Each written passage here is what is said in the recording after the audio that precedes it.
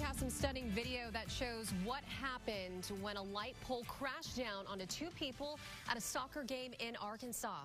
Thanks so much for joining us here for Arkansas Today. I'm Suzanne Bruner in for Mallory Brooks. Now, a referee and a student were both hurt Saturday during a soccer game in Clarksville. In this video, you can see the pole fall, hitting a student and a referee.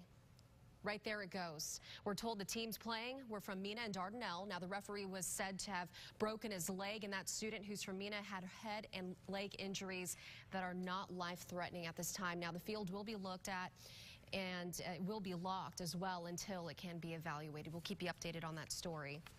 A rough Monday morning outside One Little Rock High School. Look at this accident here. This happened on John Barrow Road just outside of Parkview High School. It's not clear how this car ended up under the back of a school bus, but Little Rock police say no one on the bus or inside the car was hurt. A bill that has attracted national attention in recent days is expected to come back up for discussion at the state capitol today. I worry about my son. And I worry about other little black boys and girls. Senator, you need to stop. No, I don't. Yes, you do. No, I don't. What the hell are you gonna do? Shoot me? That was State Senator Stephanie Flowers last Wednesday speaking in opposition to a so-called Stand Your Ground bill that would change the way people can use deadly force if they feel threatened. Flowers says it will disproportionately affect African Americans. The bill's sponsor disagrees, saying it will help people in life-threatening situations. The question is whether or not a person who's being victimized, who is not the aggressor, who's not committing a crime, and is being attacked, whether or not they have the ability to use force to protect themselves and not have to retreat. Because if a person in the back of the head is thinking, I have to retreat, they may be putting themselves in a more difficult position. This bill failed in the Senate Judiciary Committee last week when one Republican senator joined 3 Democrats in voting no. It's still unclear if the vote may change today. Flowers' comments have been viewed millions of times after going viral on social media. Police in White County, they're investigating a murder-suicide over the weekend. Officers found Chris Banks and Jacqueline Hester shot at Country Meadows Apartments in Searcy. Police believe Banks shot Hester multiple times before shooting himself. A toddler is expected to survive after being shot with a flare gun in eastern Arkansas. The 3-year-old lost his eye. Police in Helena, West Helena, initially said the toddler was playing with the flare gun when it went off. But as Nina Harrelson explains, his family says that's not true.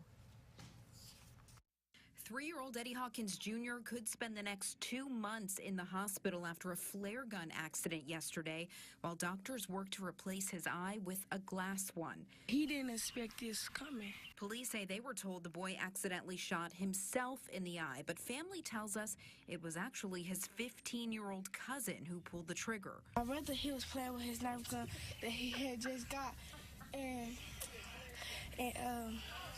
my cousin, he had a flare gun, and I guess he had forgot that he put the bullet in the flare gun, and he shot it towards his face.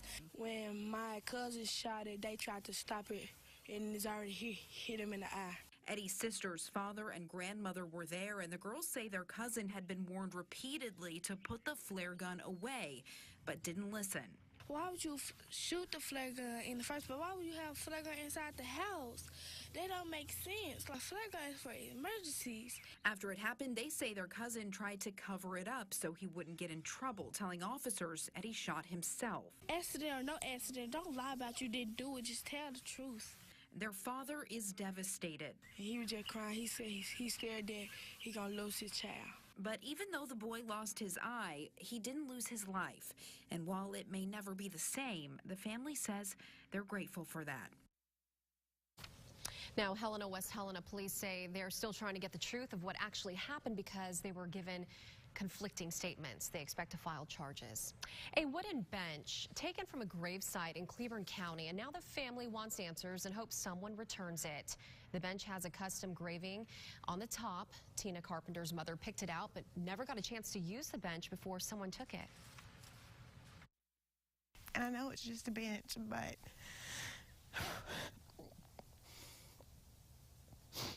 it was for my mom. She brought me the frame and asked us to redo it for her, and good Lord had other plans.